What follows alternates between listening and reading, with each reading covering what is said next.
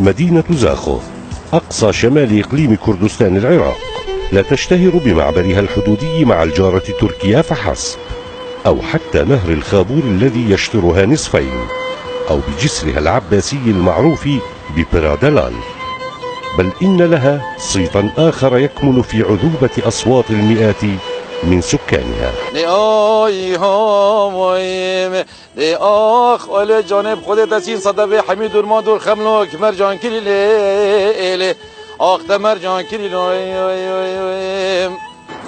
من بين مدن كردستان العراق كافة تسجل زاخو أعلى رقم في عدد مطربيها، وكأن في الأمر سرا.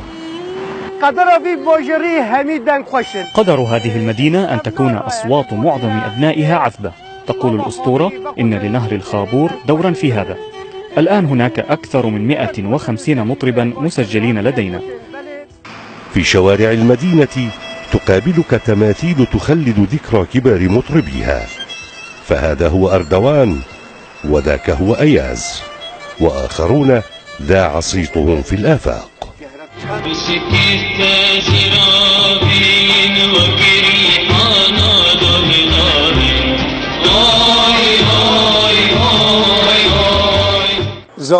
زاخو تمتاز بطبيعتها الخلابة التي ساهمت في صفاء أصوات مطربيها وعمقها، وكان لقدوم فنانين كرد كبار من تركيا إلى العراق من أمثال حسن الجزيري ومحمد عارف الجزيري ومريم خان ونقلهم للتراث الكردي، كان لهذا دور في إثراء الفن هنا.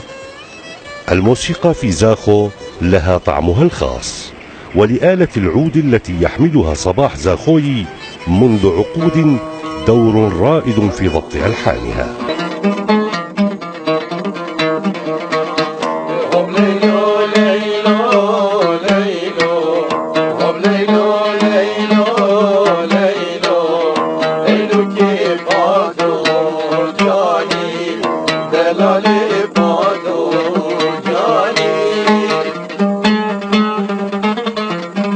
سلام زاخوي هو واحد من الذين يواصلون هذا الدرب. هو لا يريد أن يتحدث، بل أن يغني ويوصل صوته إلى أبعد مدى.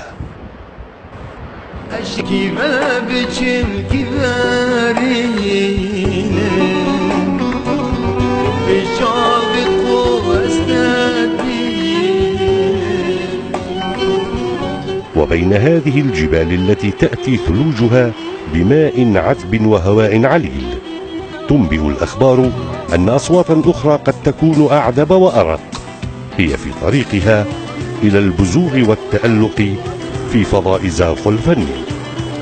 وكأن لهذا النهر سرا وسحرا، حتى يقال إن من يولد على ضفافه ويشرب من مائه يمكن له أن يصدح بالغناء، مما يجعل هذه المدينة متفردة في عدد مطربيها.